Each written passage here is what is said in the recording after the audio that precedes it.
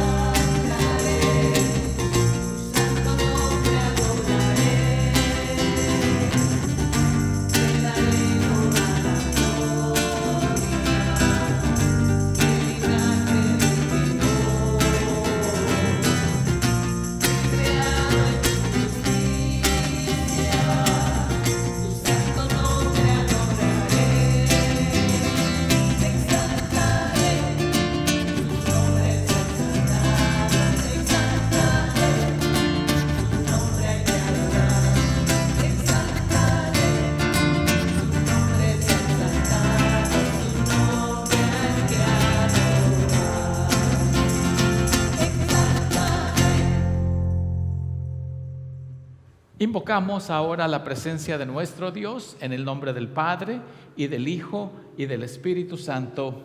Amén.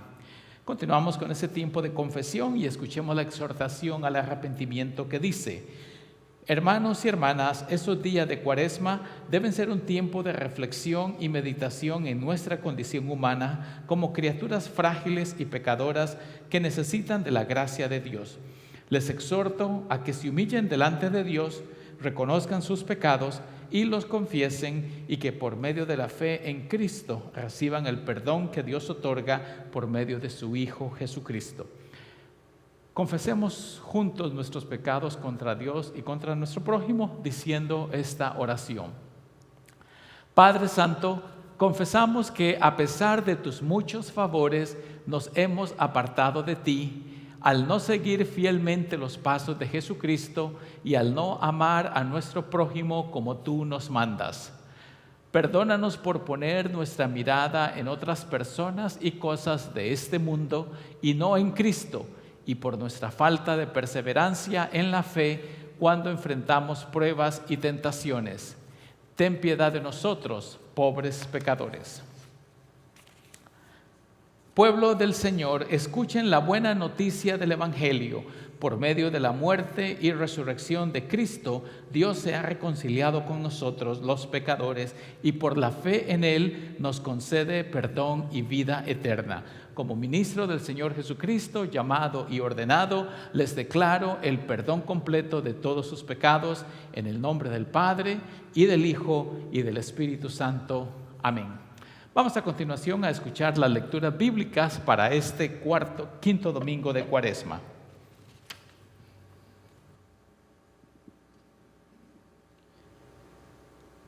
La lectura de la epístola la encontramos en la primera carta a los Corintios, capítulo 12, versículos 12 al 21 y versículo 27. Porque así como el cuerpo es uno solo y tiene muchos miembros, pero todos ellos, siendo muchos, conforman un solo cuerpo, así también Cristo es uno solo. Por un solo espíritu todos fuimos bautizados en un solo cuerpo, tanto los judíos como los no judíos. Lo mismo los esclavos que los libres, y a todos se nos dio a beber de un mismo espíritu. Además, el cuerpo no está constituido por un solo miembro, sino por muchos. Aun cuando el pie diga, yo no soy mano, así que yo no soy parte del cuerpo, no dejará de ser parte del cuerpo. Y aun cuando la oreja diga, yo no soy ojo, así que no soy parte del cuerpo, tampoco dejará de ser parte del cuerpo. Si todo el cuerpo fuera ojo, ¿dónde estaría el oído? Y si todo fuera oído, ¿dónde estaría el olfato? Pero Dios ha colocado a cada miembro del cuerpo donde mejor le pareció. Porque si todos fueran un solo miembro, ¿dónde estaría el cuerpo? Lo cierto es que son muchos los miembros, pero el cuerpo es uno solo. Ni el ojo puede decir a la mano, no te necesito, ni tampoco puede la cabeza decir a los pies, no los necesito. Ahora bien, ustedes son el cuerpo de Cristo y cada uno de ustedes es un miembro con una función particular. Esto es palabra de Dios. Te alabamos, Señor. La lectura del Evangelio la encontramos en Mateo capítulo 16, versículos del 13 al 20. Al llegar a la región de Cesarea de Filipo, Jesús preguntó a sus discípulos, ¿quién dice la gente que es el Hijo del Hombre? Ellos dijeron, unos dicen que es Juan el Bautista, otros que es Elías y otros que es Jeremías o alguno de los profetas. Él les preguntó, ¿y ustedes? ¿Quién dicen que soy yo?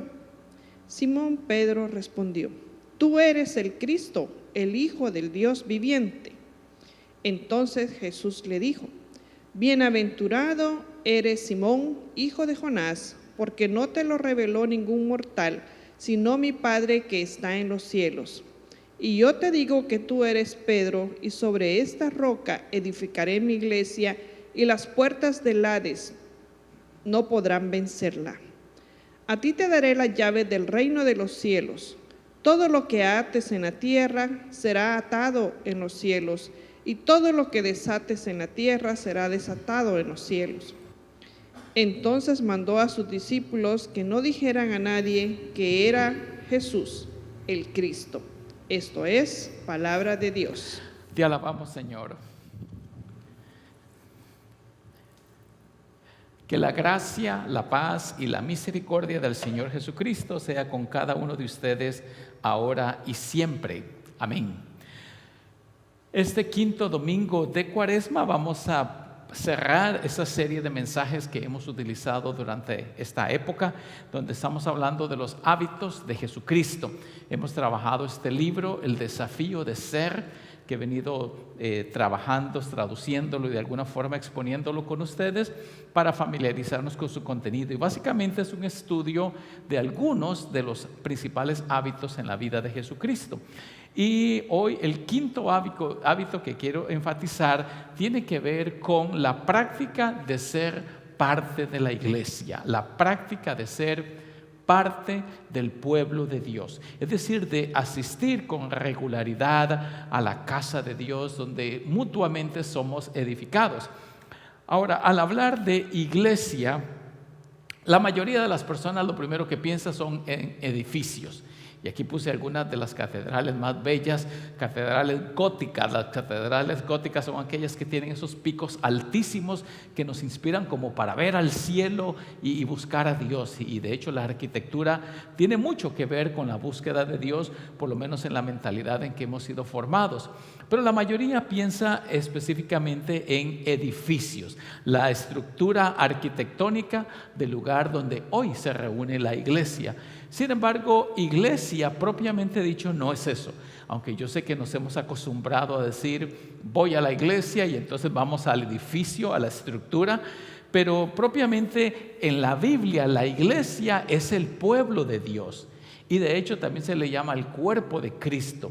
La iglesia no es la estructura física, arquitectónica, sino que es la gente congregada con un propósito. Como Jesucristo dijo, donde 2 o 3 se reúnen en mi nombre, ahí estoy yo en medios. Y la iglesia como pueblo de Dios, me gustó esa imagen donde se pone la figura de una iglesia, donde todas las personas están allí, todos formamos la iglesia.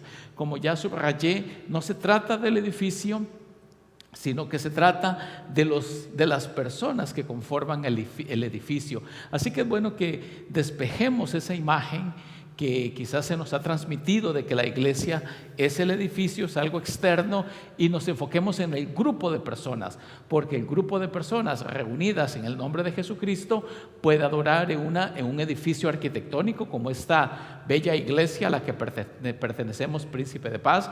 Muy lindo el edificio, pero nosotros podemos adorar en un parque, a la orilla de la playa, en la calle, en una casa, en cualquier lugar, y seguimos siendo la iglesia luterana Príncipe de Paz.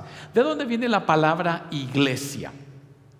Bueno, la palabra iglesia viene de una palabra griega que es eclesia. Eclesia, allá la subrayé, y la palabra eclesia significa una congregación de personas, significa una asamblea, específicamente una asamblea, y se utilizaba en el ambiente griego. Recuerden que la Biblia fue escrita en el idioma griego, aunque el idioma original de Jesucristo era el arameo propiamente dicho, pero el Nuevo Testamento fue escrito en griego, así que la palabra para una asamblea política era iglesia.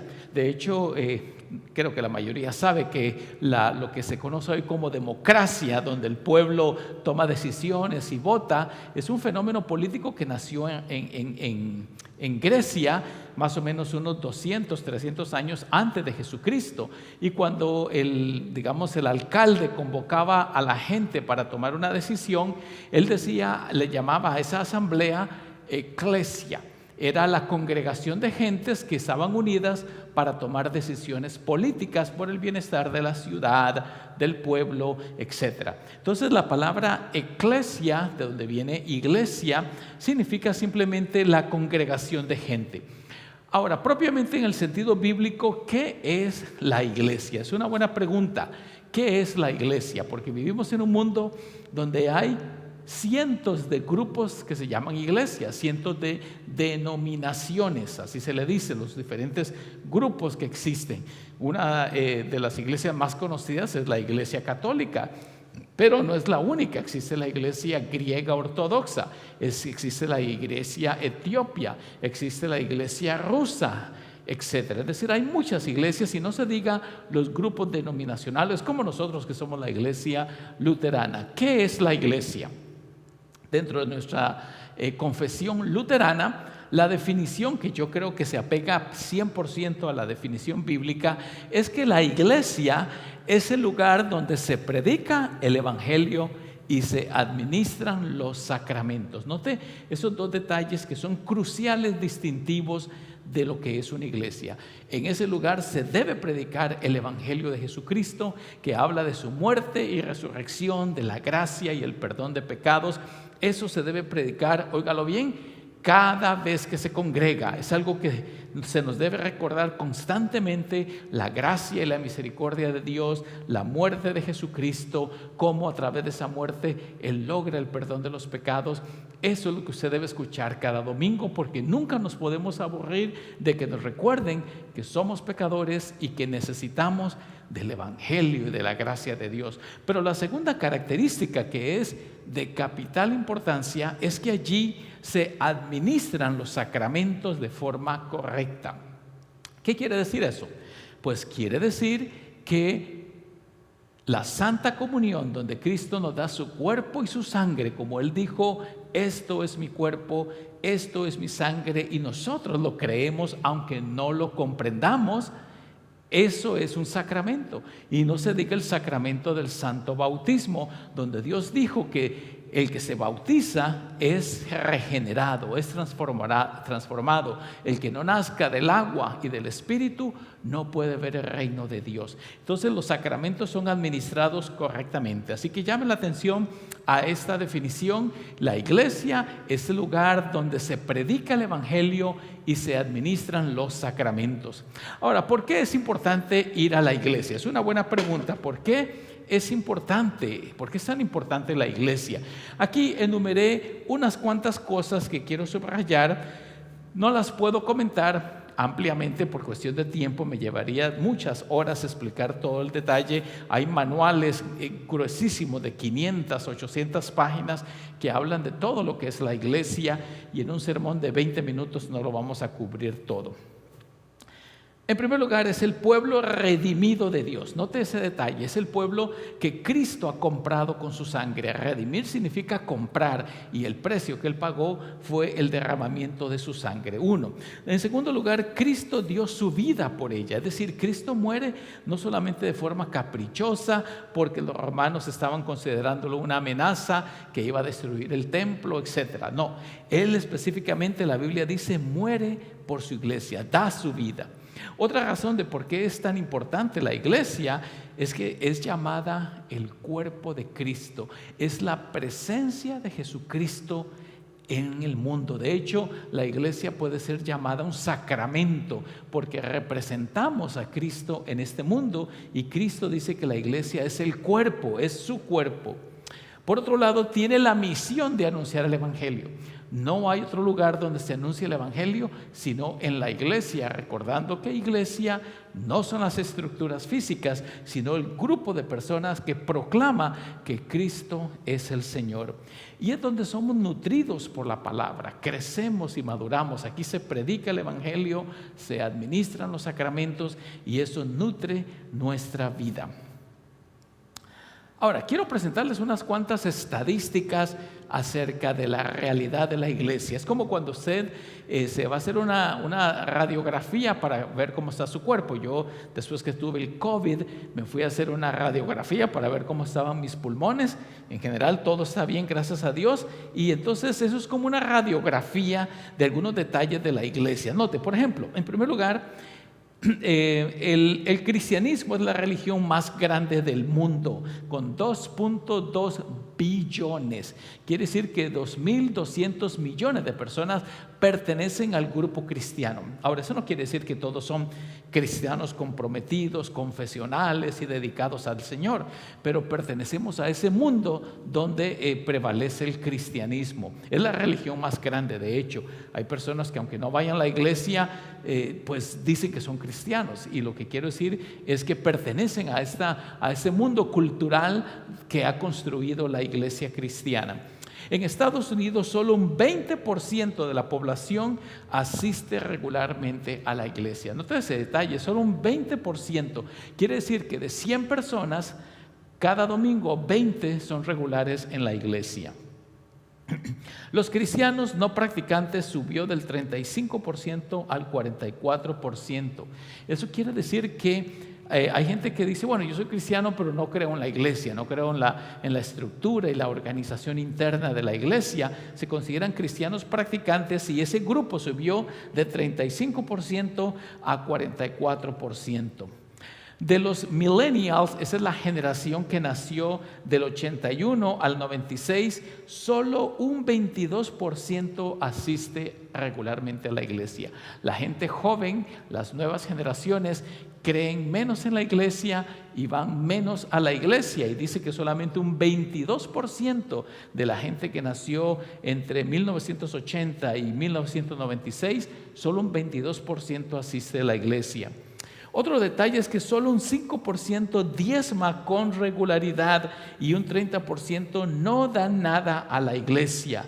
Un 50% solo da un 2%. Es decir, que son pocas las personas que están ofrendando a la iglesia. Me llamó la atención ese detalle. Pero durante la pandemia también encontramos que la iglesia en línea ha aumentado la asistencia. Los que me escuchan acá son parte de esa realidad. Yo no podría alcanzarlos con el evangelio, hablarles de la palabra, si no fuera porque ofrecemos servicios de adoración en línea.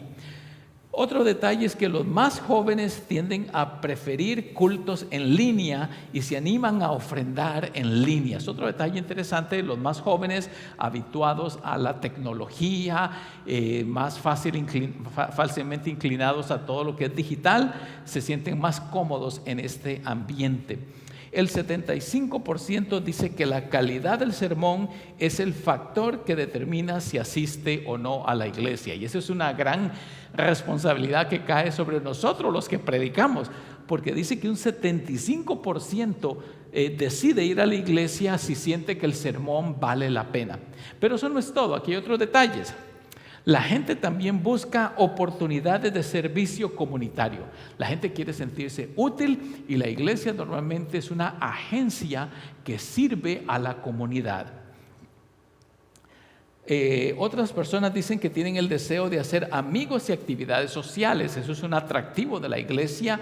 Nuestra iglesia local aquí, Príncipe de Paz, para los que la conocen, regularmente tenemos almuerzos, convivios, eventos sociales, o vamos a un parque, o celebramos el Día de la Hispanidad, o tantos eventos otros, las parrandas que muchos han visto. Son eventos sociales que nos traen juntos y nos permite conocernos mucho mejor. También la gente busca programa para sus niños y adolescentes. Todos queremos, cuando hemos tenido niños pequeños, queremos que nuestros hijos crezcan en la fe. También existe el deseo de servir de voluntario en algún servicio a la comunidad. Y finalmente hay el deseo de aprender la Biblia. Así que esa es una radiografía que nos pinta un cuadro de qué es la iglesia. Yo quisiera ir ahora a la pregunta: ¿cómo surgió la iglesia? ¿De dónde apareció? ¿Cómo es que nosotros hoy tenemos esas miles de grupos denominacionales que existen? Y esto me trae a un pasaje que fue leído donde Jesucristo pregunta, ¿qué dice la gente que quién soy yo? Unos dicen que eres Juan el Bautista, el profeta Elías, algún profeta, y luego le pregunta, ¿y ustedes quién dicen que soy yo? Y Pedro dice, tú eres el Cristo, el Hijo de Dios. Y Jesucristo le responde a Pedro, y yo también te digo que tú eres Pedro, y sobre esta roca edificaré mi iglesia, y las puertas del Hades no prevalecerán contra ella. Note que Jesucristo anuncia el aparecimiento de la iglesia, y Pedro, la palabra Pedro significa roca, y aquí hay un juego de palabras. Tú eres una roca y sobre la roca voy a edificar mi iglesia. Y noten que Cristo promete que las puertas del infierno no prevalecerán, es decir, no la van a tumbar, no la van a botar. Y esta frase, tú eres Pedro y sobre esta piedra edificaré mi iglesia, hace una frase controversial a lo largo de la historia de la interpretación del pasaje, porque muchos piensan que Pedro es el primer papa o la única autoridad que Dios instituyó, etc. Pero en verdad aquí nuestro Señor Jesucristo está observando a Pedro como representante de los apóstoles, porque de hecho cuando Cristo le pregunta a la multitud, normalmente es Pedro quien responde, y en ese sentido tiene cierta primacía. Pero todos sabemos que Cristo es el fundamento, es la piedra angular en donde se edifica la iglesia. La iglesia se compara con muchas imágenes, ya mencionamos de que se menciona como cuerpo, también se le llama un edificio, también se le compara con una familia, también se le dice que es luz, sal. Es decir, son imágenes que evocan un pueblo congregado. También se le compara con un ejército. Muchas veces la Biblia utiliza frases de carácter militar para describir a la iglesia, y de hecho se le llama el ejército de los santos. Esto me recuerda que al final de un culto un pastor estaba despidiendo a la gente, saludándolos, y vio a un individuo y se le acercó, le dio la mano y lo acercó así y le dijo: mi hijo, tú necesitas unirte al ejército del Señor. Y él le responde: pastor, yo ya pertenezco al ejército del Señor. Y le dice el pastor: ¿cómo es que yo solamente te veo en Semana Santa y en la Navidad aquí en la iglesia? Y le contesta a él: pastor, es que yo pertenezco al servicio secreto.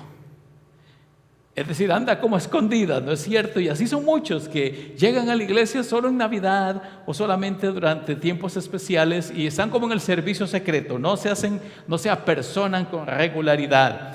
Pero Cristo es la piedra angular de este ejército y es quien le da solidez, y Él es el fundamento en quien descansa. De hecho, cuando Él termina el sermón de la montaña, dice que quien construye la casa en un fundamento sólido sobre la roca, este individuo dice que tiene una casa inquebrantable, inamovible, y ese es lo que representa Jesucristo. Estamos hablando entonces de la iglesia, y debo subrayar que aunque Cristo es el fundamento, claramente la iglesia nace en Pentecostés. Pentecostés era una fiesta de cosecha muy importante dentro del pueblo judío, y cuando llegó la fiesta de Pentecostés, Hechos capítulo 2, dice que Dios envió su Espíritu Santo como fuego, como un vendaval, y depositó lenguas de fuego sobre los discípulos y empezaron a hablar en otros idiomas, etc.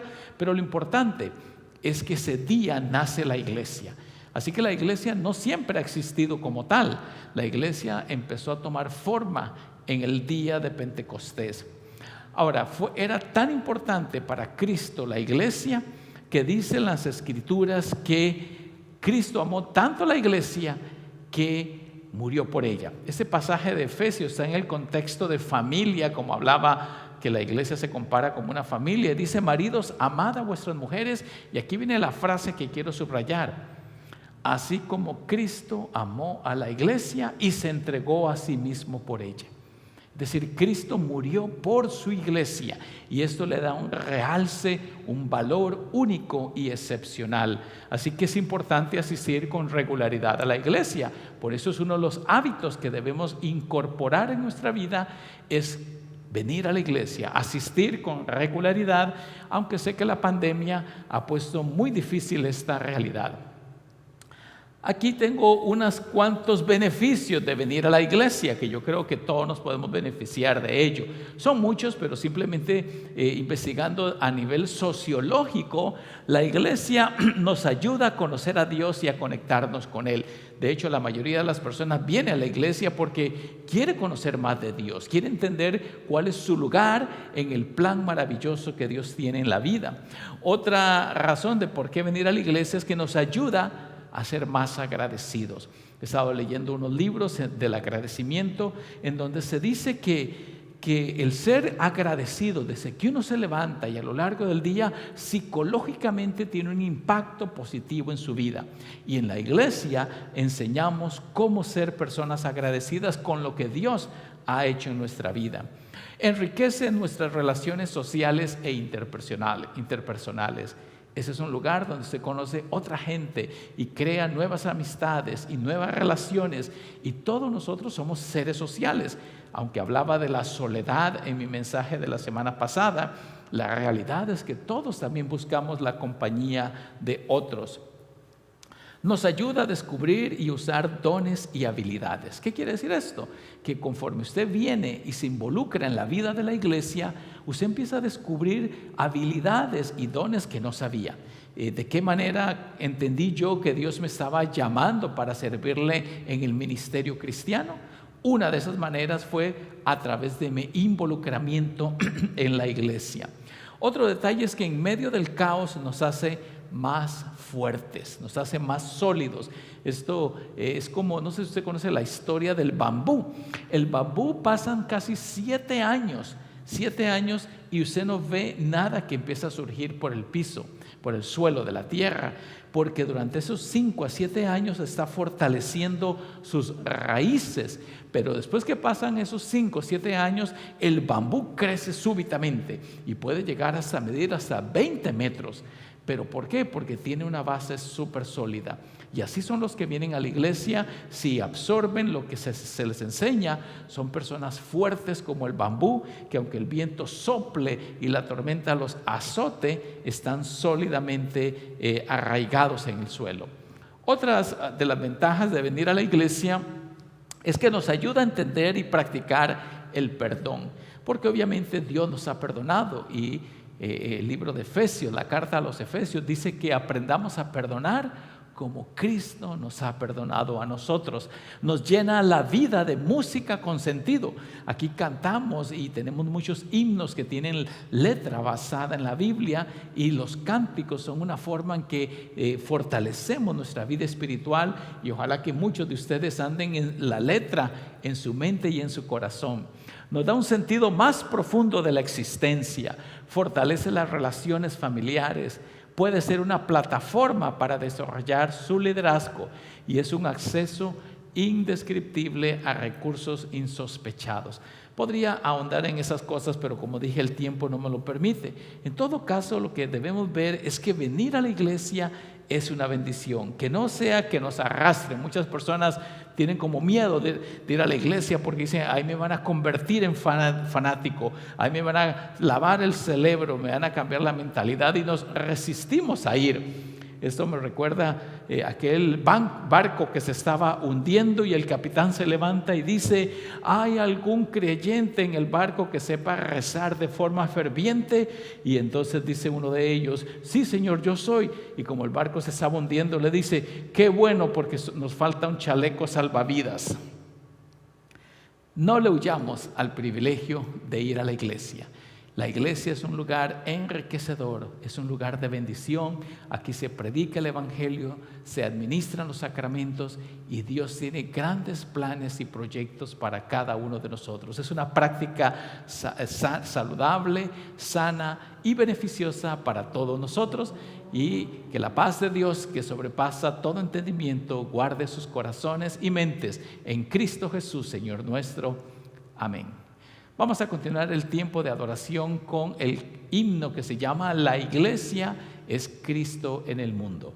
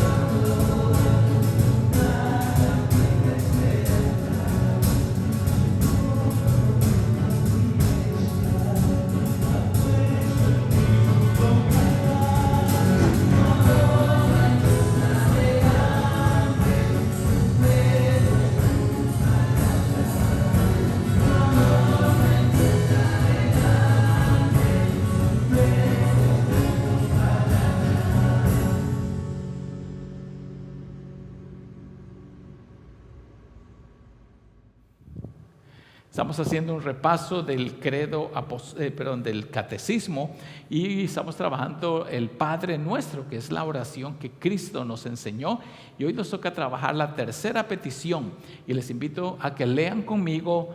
La tercera petición dice: hágase tu voluntad así en el cielo como en la tierra. ¿Qué significa esto? Leamos juntos. La buena y misericordiosa voluntad de Dios se hace en verdad sin necesidad de nuestra oración, pero en esta petición rogamos que también se haga entre nosotros. ¿Cómo sucede esto?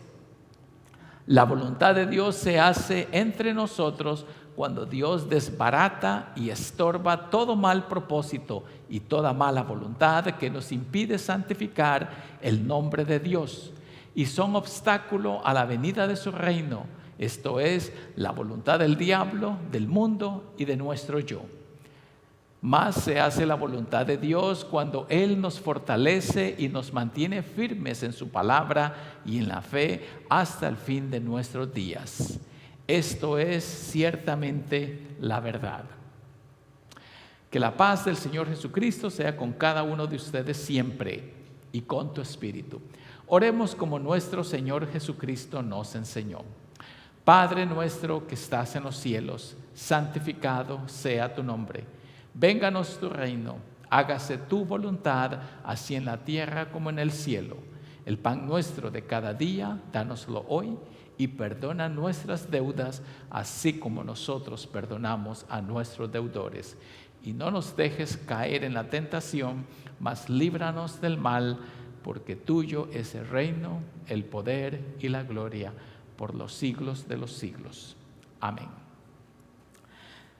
A la conclusión de ese servicio, simplemente quiero dar un saludo a todos los que han sintonizado nuestro canal en YouTube, volverlos a animar a que usted comparta este mensaje con otros o lo ponga en sus redes sociales. Esperamos de que así como haya sido de bendición para usted, también lo pueda hacer para otras personas. Les recuerdo el seminario sobre vivienda digna, con varios abogados expertos en la materia. Son personas que se dedican a ese campo legal de lo que significa el trámite de viviendas. Y si usted está interesado en el corto o mediano plazo comprar una vivienda, quizás no entiende bien el sistema en los Estados Unidos de lo que es el solicitar un préstamo, cuestiones de crédito, etcétera. Todo eso se va a hablar en el seminario. Eso será el 30 de marzo. Y será en la noche a las 6 de la tarde. Usted puede ir al sitio de internet de la iglesia y va a ver el anuncio, le hace clic y eso lo va a mandar a una página donde usted puede inscribirse para hacerlo de forma digital. No va a ser en persona, sino digital a través de la plataforma de videoconferencia llamada Zoom. También les recuerdo que estamos trabajando para que nuestra iglesia sea un centro de vacunación. Quiero aclarar que todavía no lo somos, pero estamos trabajando con el Departamento de Salud del Condado de Orange para que ellos vengan a inspeccionar nuestras instalaciones y esperamos quizás mediados de abril poder ser un centro de vacunación, pero les mantendremos informados sobre este detalle. También les quiero decir de que las clases de ciudadanía las tenemos preparadas para mediados de abril. Serán los sábados de 9:30 a.m. a 12:30 p.m. Así que si usted o alguien que conoce necesita clases de ciudadanía, por favor, contáctelo con nosotros. Lo último que quiero mencionar brevemente es que se acerca la Semana Santa. De hecho, hoy es el último domingo de Cuaresma. El próximo domingo es el Domingo de Ramos. Casi siempre hacemos algo especial en la iglesia. Todavía a nivel de grabación no estoy seguro qué es lo que vamos a hacer, pero siempre incluimos elementos que nos introducen a la Semana de Pasión de Jesucristo. La Semana Santa también se llama la Semana de Pasión porque es la última semana de vida de Jesucristo. Sin duda tendremos algo el Jueves Santo y el Viernes Santo. Les estaré informando detalles sobre esos servicios que vamos a poner de forma digital, también grabados en ese canal de YouTube. Esté pendiente a la descripción del video en la ficha de abajo donde aparecen los detalles. Les recuerdo siempre sus ofrendas y diezmos que son de vital importancia para nuestro ministerio aquí en esta esquina donde estamos localizados. Nuestra iglesia tiene varios proyectos de servicio comunitario y todos sus diezmos y ofrendas nos ayudan a cumplir esos cometidos y avanzar esos propósitos. Y ahora recibimos la bendición final. Y ahora que el Dios de Abraham, de Isaac y de Jacob, el Dios de nuestros padres, a quien adoramos como Padre, Hijo y Espíritu Santo, sea con cada uno de ustedes, ahora y siempre. Amén. Nos despedimos con el cántico de clausura que se titula